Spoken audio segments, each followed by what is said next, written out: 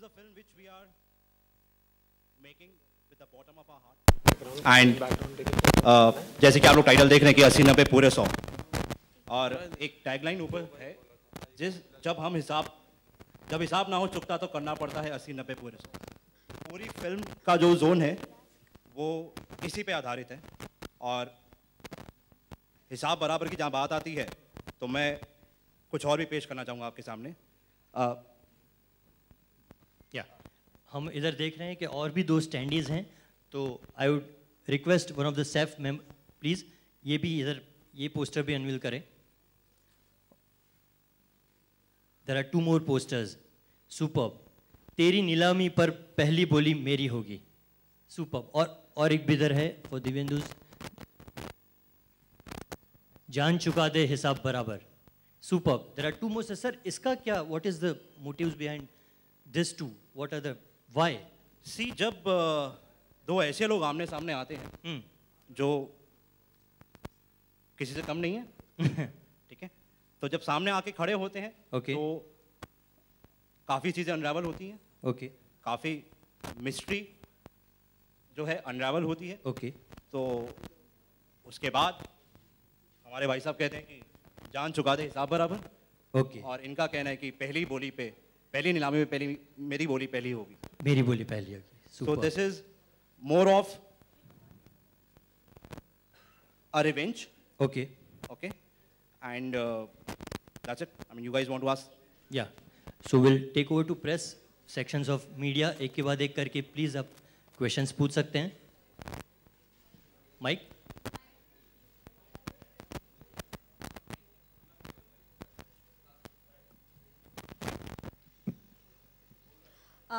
ईशा, ये मेरा सवाल होगा आपसे। ईशा, हम लोग पोस्टर में देख रहे हैं बैकग्राउंड जो नज़र आ रहा है वो कहीं ना कहीं पॉलिटिकल नज़र आ रहा है। भगवा झंडे भी हैं, तो कहीं ऐसा तो नहीं कि शिवसेना के आसपास इस इर्द गिर्द फिल्म है, कुछ उससे इंस्पायर है? Film first of all thank you everyone, आप यहाँ आए, थैंक यू सो मच। ये फिल्म जो है 80-90 पूरे 100, actually you can't call it a political drama, लेकिन हाँ ये एक it is based on a lot of true life जो इवेंट्स होते हैं, and it deals with a lot of such issues. तो यू कांट से शिवसेना हो या कोई ऐसा कोई पॉलिटिकल, हम ऐसे नाम नहीं ले सकते, लेकिन मैं अपने किरदार के बारे में ज़रूर बता सकती हूँ आपको, जो बहुत ही इंटरेस्टिंग है। और जैसे कि आप सब लोगों को पता है, मुझे run of the mill mundane जो रोल्स होते हैं करना पसंद नहीं है, मैं कुछ अलग ही करना पसंद करती हूँ। और ये जो इस फिल्म में मेरा जो किरदार है वो भी वैसा ही है, काफ़ी शेड्स है, ग्रे शेड।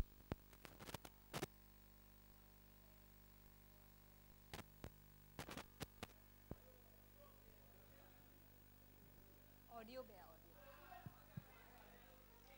कहाँ से बोलूं?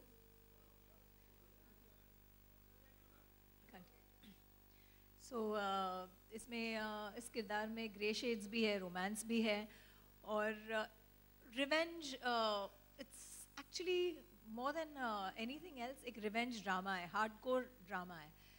तो मुझे हमेशा ही ऐसे स्क्रिप्ट्स और ऐसे रोल्स पसंद आए हैं जहाँ पे मैं हीरो के कंधे पे गन रख के कभी शूट करना पसंद नहीं करती। मैं ऐसे रोल्स चाहती हूँ जो सब्सटैंशियल हो और कुछ करके दिखाए, जैसे कि वेदर इट्स क्या कूल है हम, whether it's Don, whether it's Shabari, whether it's Krishna cottage, whether even if it's one item song in Khallas. So ये भी कुछ ऐसे ही है, अलग ही एक मेरा किरदार है, और बहुत लंबा स्पैन है, फ्रॉम द एज ऑफ से 25 to 80 years का एक औरत की एक जर्नी दिखाई है, स्पिरिचुअल जर्नी। ईशा, ये दूसरा सवाल होगा, दोनों पोस्टर जो दूसरे पोस्टर हमने देखे उसमें कहीं ना कहीं ऐसे वर्डिंग से नजर आ रहे हैं कि दोनों लोगों के आपस में टक्कर है, तो क्या ऐसा कुछ देखने को मिलेगा? Like I said, it's a revenge drama. तो इनका जो मेरा जो किरदार का नाम है सांगली है फिल्म में, Sangli. So Sangli is shown as a very vindictive woman, उसका नेचर ही वैसा है। और हालांकि हम सब if we are wronged in life, हमारे साथ कुछ ऐसे हादसे अगर होते हैं, इंसिडेंट्स ऐसे होते हैं, तो एक तरीके का एक वेंजेंस आ ही जाता है हम में, कितने भी अच्छे क्यों ना हो हम, हो ही जाता है। एक बदले की एक भावना हम सब में कहीं ना कहीं होती है। All of us have a little bit of bad and a little bit of good in us. तो ये हाँ है एक तरीके का एक टसन पूरी फिल्म में इन दोनों कैरेक्टर्स में है। देवेंदु, आपसे जानना चाहेंगे, पिछले फिल्मों से जो आपका किरदार रहा है उससे काफ़ी डिफरेंट लग रहा है, शेड्स दूसरे तरह के नज़र आ रहे हैं, तो किस तरह से प्रिपरेशन की आपने इस चीज़ को इस फिल्म के लिए? टू बी ऑनेस्ट अभी प्रिपरेशन शुरू नहीं हुई है, ये सिर्फ अनाउंसमेंट है। अभी हम शूटिंग शुरू करेंगे फिल्म की, I think somewhere around October November. जैसा आपने कहा किरदार के बारे में, तो हाँ वो डिफरेंट है। I think not just me, any actor, any artist, वो हमेशा यही कोशिश करते हैं कि हर बार एक कुछ नई चीज़ करें। अपनी तरफ से तो हम उसको हमेशा बहुत अच्छे तरीके से करते हैं, बट लोगों को कैसा पसंद आता है वो मैटर करती है चीज़। तो इस बार भी एक यही कोशिश है कि एक डिफरेंट कैरेक्टर, उसकी कुछ डिफरेंट कॉम्प्लेक्सिटीज़ के साथ, उसकी कुछ डिफरेंट कैरेक्टरिस्टिक्स के साथ एक नया कैरेक्टर लेके आऊँ। सो लेट्स सी कैसे जाता है। और ईशा जी, क्या आपके कॉमेडी जो पंचेस होते हैं अक्सर आप जिसके लिए जाने जाते हैं, तो क्या वो चीज़ें इस फिल्म में नजर आएंगी? इसमें फिजिकल पंचेस ज़्यादा नजर आएंगे। ईशा जी आपसे सवाल है कि ये जो कैरेक्टर आपने मेंशन किया इधर इधर वो हिंदू माइथोलॉजी पे बेसिकली आधारित है और इंटेंस किरदार है जैसा कि आपने कहा, तो क्या ये कहीं ना कहीं राधे माँ से इंस्पायर्ड है या क्या, कुछ बताएंगे? राधे माँ, ईशा जी आपसे सवाल है मेरा। ये कोई किसी भी कैरेक्टर से इंस्पायर्ड नहीं है, दिस इज़ फिक्शनल। और यहाँ पे अगर आप किसी कैरेक्टर को, जब हम ऑडियंस में बैठते हैं तो कोई ना कोई किरदार ऐसा होता ही है स्क्रीन पे जिससे हम कोई ना कोई जो ऑडियंस में बैठा हुआ होता है उससे रिलेट करता है। तो अब जिससे आपको रिलेट करना है उससे आप रिलेट कर सकते हैं, लेकिन नो, इससे किसी से इंस्पायर्ड नहीं है ये। कितना इंटेंस किरदार को निभाना कितना मुश्किल होता है, और हिंदू माइथोलॉजी के लिए आपको कितना सेंटिमेंट मतलब मेंटली रूप से प्रिपेयर्ड होना पड़ा? ये माइथोलॉजी नहीं है फर्स्ट ऑफ ऑल, क्योंकि माइथोलॉजी वो होती है जिसका युग का पता नहीं होता। ये अभी का चल रहा है, so you want even call it mythology. तो इसमें हम उस डायरेक्शन में जाएंगे ही नहीं। ये वेरी टुडे है, आज की फिल्म है ये। बस इसको देख के आपको जो लगता है लगे क्योंकि हमारी फिल्म तो शूट हो रही है अक्टूबर नवंबर में, और जब पर्दे पे आएगी तो फिर आप देख के जो भी समझना है समझ लीजिएगा। But I am sure you like the film, क्योंकि स्क्रिप्ट ऐसी है, इसीलिए मैंने अब 4 साल बाद अगर मैंने अपनी फर्स्ट फिल्म चूज़ की है तो ये की है, क्योंकि it is a fantastic script. Isha ji, अगर आपको किसी पे बायोपिक बनाने का अवसर मिले तो आप किस पे बनाना चाहेंगी? आपके ऊपर, क्योंकि बायोपिक का चलन बहुत चल रहा है बॉलीवुड में आजकल, तो हर एक्टर या एक्ट्रेस चाह रहा है कि वो एक बायोपिक बनाए, तो आपको कभी अवसर मिले तो आप किस पे बनना चाहेंगे कैरेक्टर? ऐसे कभी सोचा नहीं है, बट यू एब्सोल्युटली राइट। मुझे क्योंकि स्ट्रॉन्ग कैरेक्टर्स बहुत अच्छे लगते हैं। I think I would like to make मतलब on the lines of a Kiran Bedi और एन इंदिरा गांधी, और आई डोंट नो, मैंने इतना सोचा नहीं है, लेकिन कोई ऐसा स्ट्रॉन्ग कैरेक्टर, या शायद आपके माइथोलॉजी में जाके किसी को चुन के ले आऊँ। Thank you.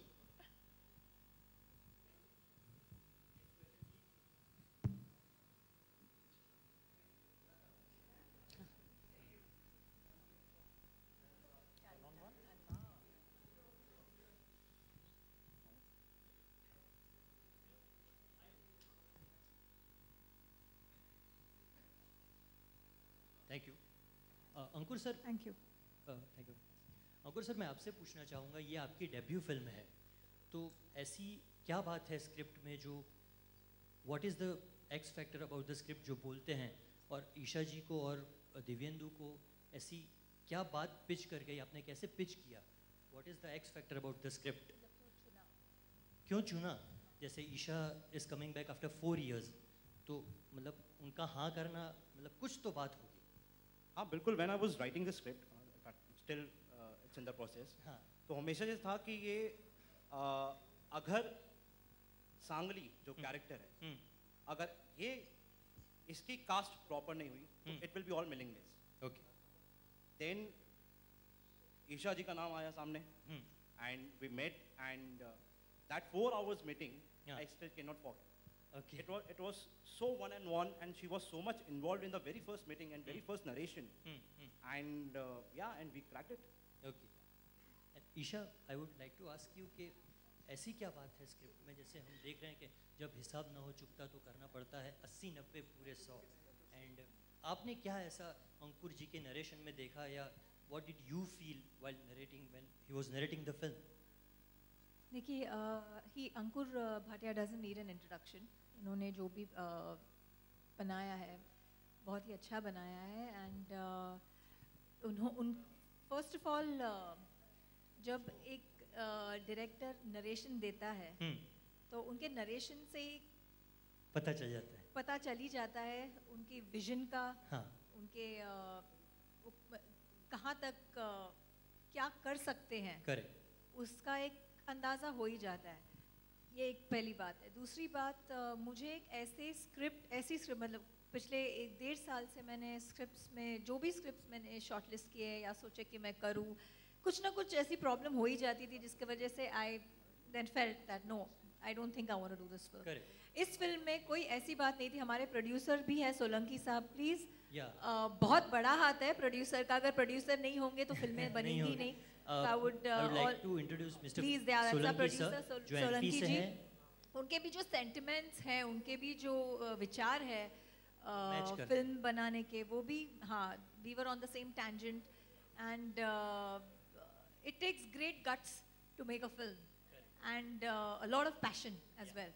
तो ये सब बातें थी हमारे प्रोड्यूसर में, और डायरेक्टर ने जब हमें नरेशन दिया तब ये बहुत टुडे आज की स्क्रिप्ट है, यूथ सेंट्रिक स्क्रिप्ट है, इट्स हार्डकोर ड्रामा, और जैसे हर कोई बोलता है अरे यार मसाला था फिल्म में, ये था, ऐसा कुछ नहीं है जो नहीं है, रियली और बहुत अलग। आई एम वेरी ग्लैड कि हमारे इंडस्ट्री, हमारा सिनेमा एक ऐसे फेज पे आ चुका है जहाँ people are accepting different kinds of scripts. एक ही जैसे स्क्रिप्ट्स नहीं बन रहे, फिल्में नहीं बन रहे, अलग अलग फिल्म बन रहे, and people are open to new subjects and stories, scripts. तो ये भी एक ऐसे है, मतलब ये आपने कहीं देखा नहीं होगा, या आपने you know it's a very different, I know different सब कोई बोलता है, but what to do, it's the same different word, it is a different script. तो मुझे कहीं ना कहीं वो it rang a bell because there was a lot to do. इसमें revenge था, इसमें romance है, इसमें एक age span है between the age of 25 to 80, 90, मतलब कब तक दिखाया है, तो there's a lot to perform. तो ये सब था इसमें। मेरा सवाल फिल्म के डायरेक्टर से है कि कहाँ पे? या ईशा 4 साल बाद कमबैक कर रही हैं, तो आपकी भी डेब्यू फिल्म है, तो ऐसा क्या था कि ईशा और दिव्येंदु को चुना इस फिल्म के लिए?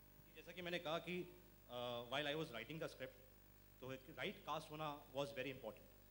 सो विद ईशा इनफैक्ट जितनी भी फिल्में देखी हैं इनकी मैंने, तो हमेशा से मुझे लगा कि performer as a performer she is definitely superb. At the same point of time there are few shades which she has not played ever, जो कि ये था कि हाँ चलो इस फिल्म के ज़रिए हम, even the cast should be like that, कि आपने इस कास्ट को इन शेड्स में कभी नहीं देखा है, लाइक उस चाहे आप रिवेंज कहें, उस तरीके से इनको परफॉर्म करते कभी नहीं देखा।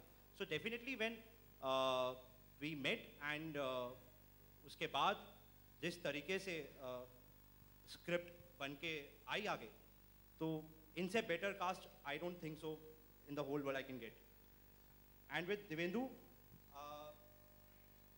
Since the time of Pyaar Ka Panchnama I saw the film and I was like very happy looking at him कि यू नो डेफिनेटली टैलेंट की हमारे सिनेमा में तो बिल्कुल कमी नहीं है, it's just that you have to get the right person at the right point of time.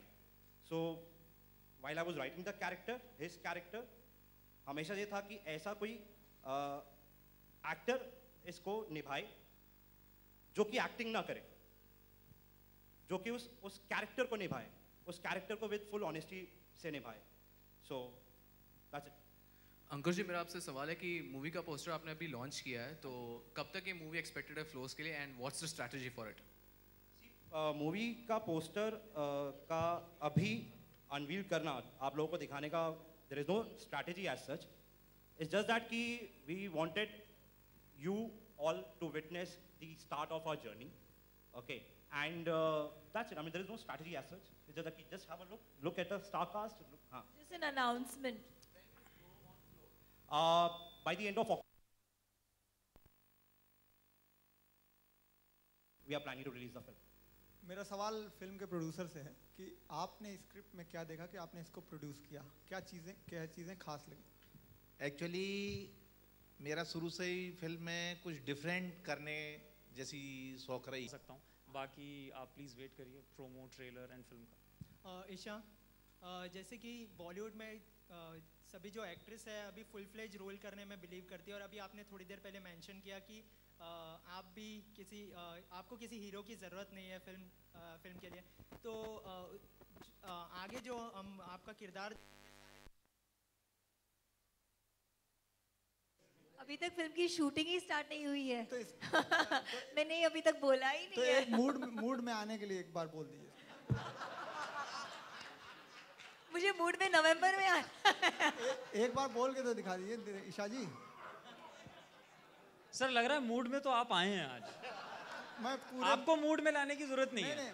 और हम मूड में आएंगे अक्टूबर नवंबर. नहीं, मैं कैरेक्टर के मूड की बात कर रहा हूँ, आप किसी दूसरी तरफ ले जा रहे हैं बात को. मैं कहीं नहीं ले जा रहा यार, सब लोग यहाँ बैठे हैं, मैं कहीं और ले गया, मैं यहीं बैठा हूँ, बात भी यहीं है. ईशा जी प्लीज, मैं चाहूंगा कि एक बार आप बोलें. तेरी नीलामी में पहली बोली मेरी होगी.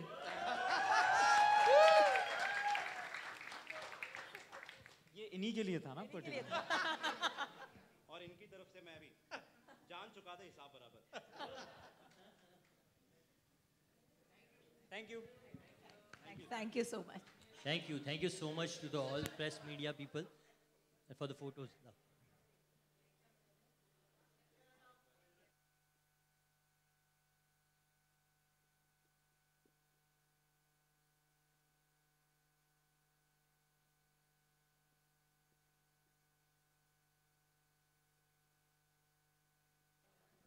A humble request to members of media to please have snacks and then go. There's an arrangement of snacks for all of you. Please do have snacks and then leave. Thank you.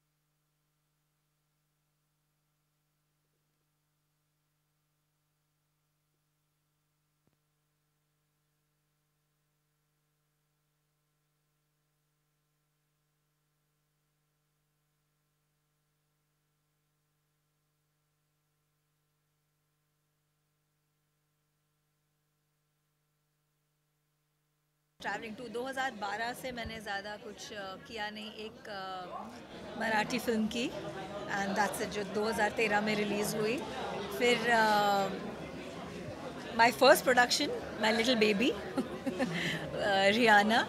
तो अब उसके बाद लौटी हूँ. तो I love movies, I love acting, लेकिन उसके अलावा भी मेरी लाइफ में बहुत ऐसी चीज़ें हैं. उस चीज़ के लिए मैंने थोड़ा टाइम लिया एंड आई एम बैक.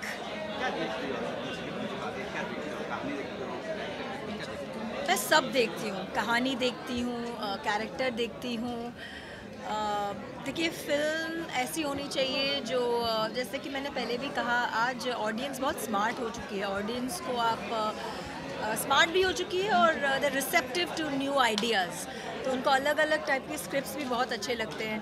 तो एक फुल ऑन मसालेदार हार्डकोर ड्रामा ऐसे कुछ मैं सोच रही थी, which could be even comedy, कुछ भी हो सकता है। कॉमेडी भी मुझे बहुत पसंद है, लेकिन ये स्क्रिप्ट जब मैंने पहला नरेशन जब मैंने सुना, immediately I decided to go ahead with this, क्योंकि एक जैसे जब लड़का एक लड़की को देखता है और वो घंटी बजती है, उसी टाइप की एक घंटी love at first sight love at first narration में भी वैसे एक घंटी बजी। And I always like to play different roles. मैं चाहती हूँ कि हर एक मेरा किरदार अलग हो, तो इसमें भी मुझे कुछ बहुत ही अलग, जो आप लोगों ने आज तक पर्दे पे शायद नहीं देखा हो, मुझे ऐसे उस टाइप का एक किरदार मिला। सो अ गुड डायरेक्टर, उसकी विजन मुझे अच्छी लगी, and I mean that's it. It's a very today film, बहुत ही अच्छी, एक बहुत अच्छा ड्रामा है और कुछ मैं ज़्यादा नहीं बोल सकती। पोस्टर को देखकर काफ़ी लोगों ने काफ़ी कुछ गेस कर लिया है, तो आप अपने किरदार के बारे में क्या कहना? देखिए, मैं बहुत ही पाइवोटल किरदार है जो मैं निभा रही हूँ, बहुत ही इम्पॉर्टेंट है। इसके ही मैनिपुलेशंस की वजह से जो भी फिल्म में होता है, ये औरत जो मैनिपुलेट करती है उस हिसाब से होता है। मतलब ये अगर मैं नहीं हूँ तो फिल्म नहीं है, इतनी इम्पोर्टेंट हूँ मैं। आप कह सकते हो political, socio economic, I don't know, it's a mixture of everything. It's got a lot of spirituality to it. बहुत ही अलग अलग चीज़ें हैं, but it's not a PK, it's not an oh my god. Devendra, तो आपसे बात करेंगे, आपका जो लुक है काफ़ी मॉडर्न लुक दिया गया है, तो आपका किरदार किस तरह का होगा और क्या कुछ शेड हो गया आपके किरदार? एक्चुअली टू बी ऑनेस्ट, अभी जो लुक आप लोगों ने देखा, ये कोई फाइनल लुक नहीं है। ये एक बहुत ही हम लोगों ने एक इनिशियल एक एक्सरसाइज करने के लिए, एक बहुत ही इनिशियल स्टेजेस पे सिर्फ एक अनाउंसमेंट करने के लिए ये कुछ किया है। बाकी फिल्म में बहुत सारे डिफरेंट लुक्स होंगे जो काफ़ी डिज़ाइन होने वाले हैं, और जिसके थ्रू आप लोगों को एरा का पता चलेगा किस एरा में क्या सेटअप है। जैसा ईशा ने भी बताया कि ये फिल्म सिर्फ एक ही एरा में सेट नहीं है, आपको जर्नी दिखेगी 80s to maybe the current, और जो भी होगा वो आपको पता चलेगा। So look I would say कि काफ़ी चेंज होने वाला है अभी, तो या काफ़ी लोग कह रहे हैं कि पॉलिटिकल सटायर है, तो क्या आप कोई पॉलिटिशियन का किरदार निभाने वाले हैं? नहीं, ऐसा कुछ भी नहीं है एक्चुअली। अगर पॉलिटिकल सटायर कुछ भी नहीं है। हर एक कहानी के अपनी एक पॉलिटिक्स होती है, हर कैरेक्टर्स की अपनी एक पॉलिटिक्स होती है, तो आपको वो देखने को मिलेगी। बट आई डोंट थिंक कि आउट एंड आउट एक पॉलिटिकल सटायर है। जैसा मैंने पहले भी कहा, कुछ इंडिविजुअल्स हैं, वो लोग अपने जब आपस में भिड़ते हैं तो क्या चीज़ निकलती है। अब वो इंडिविजुअल्स पावरफुल भी हो सकते हैं, वो इंडिविजुअल्स लेस पावरफुल भी हो सकते हैं। तो कैसे मेरा एक आम लड़का एक ईशा के पावरफुल कैरेक्टर से जब मिलेगा, तो उनकी जो पॉलिटिक्स है वो आपको देखने को मिलेगी। But as such there is nothing to do with like you said political और नथिंग लाइक दैट। आज तक आपने जितने भी फिल्में की है, सबके टाइटल्स की बात करें अगर फिल्म के टाइटल की, तो काफ़ी अलग टाइटल रहे, जैसे दिल्ली वाली जालिम गर्लफ्रेंड, प्यार का पंचनामा क्या है, और अभी 80-90 पूरे 100, चश्मे बदूर, 21 तोपों की सलामी, तो टाइटल इसमें मेरा कोई योगदान नहीं है। ऐसा कुछ नहीं है, मैं सिर्फ और सिर्फ स्क्रिप्ट पढ़ के डिसाइड करता हूँ, डायरेक्टर से बात करके डिसाइड करता हूँ मुझे वो फिल्म करना है कि नहीं करना है। मेरा काम सिर्फ इतना होता है। I have been very lucky, very fortunate. जैसा आप लोगों ने कहा कि टाइटल्स बहुत अच्छे लगे, तो लेकिन मेरा कोई योगदान नहीं है। मैं भी उतना ही खुश होता हूँ जितने आप खुश होते हैं उनको देख के।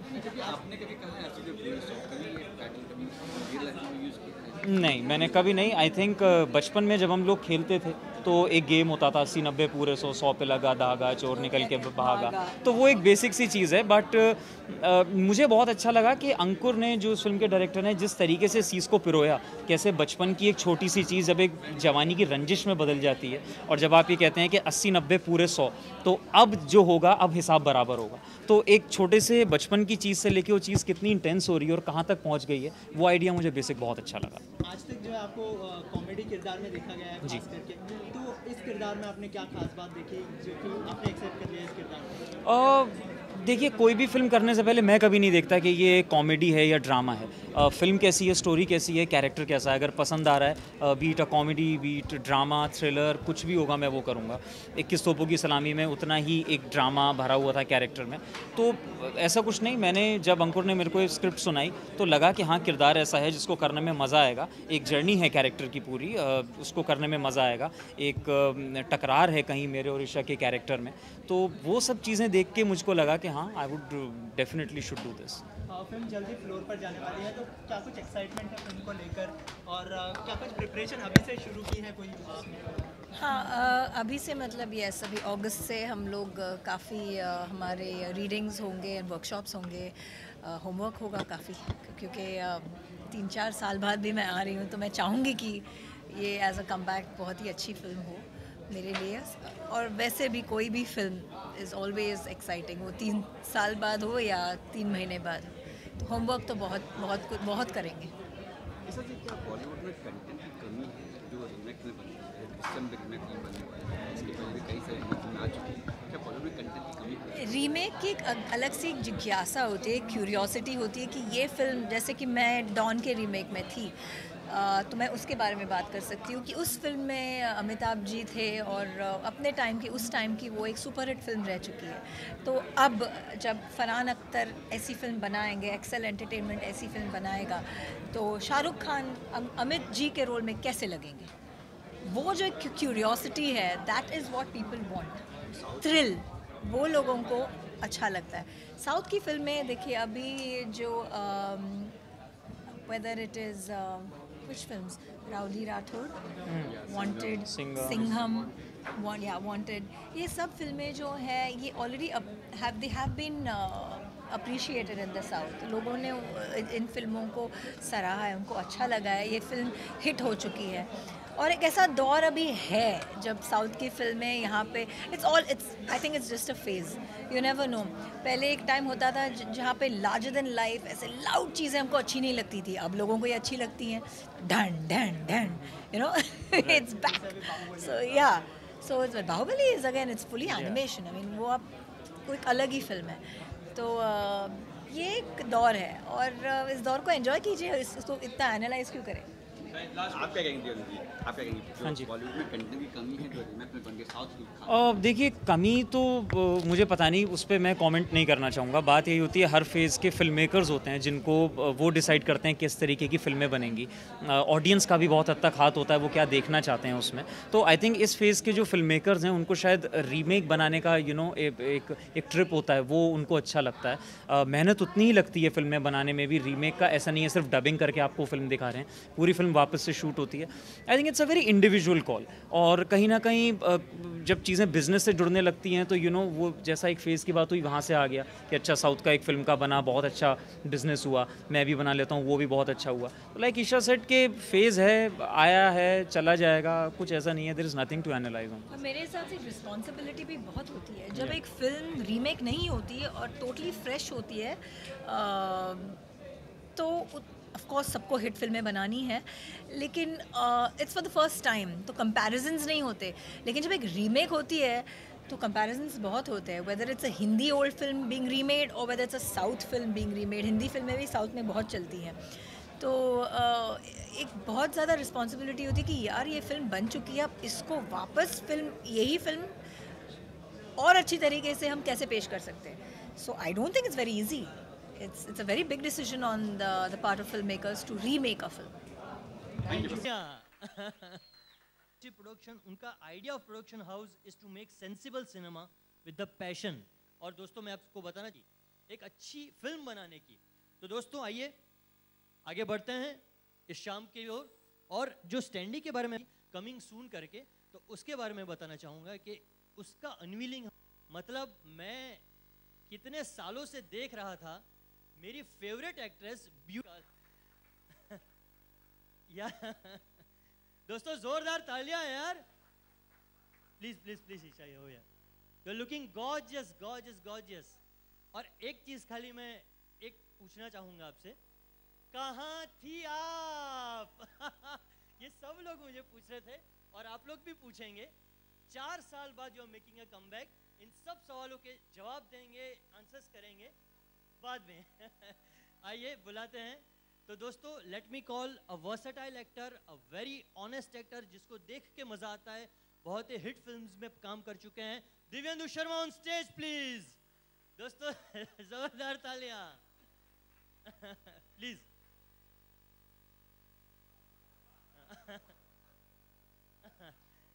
या तो दोस्तों आइए बुलाते हैं इस फिल्म के डायरेक्टर, जिनका ये डेब्यू है, mister Ankur Bhatia on stage.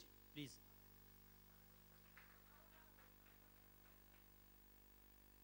इस फिल्म के प्रोड्यूसर, जैसे मैंने कहा, it's a debut production, Matashree productions. Let me call mister PS Solanki on stage. जोरदार तालियां। दोस्तों, ये Isha, Divyendu, the main star cast, the director Ankur Bhatia and the producer Matashree productions के mister Solanki is on stage. I would request all four of you to please unveil the poster और हमें बताइए क्या film है, व्हाट इज द टाइटल। तो बहुत मजा आ रहा है दोस्तों प्लीज अनवील द पोस्टर।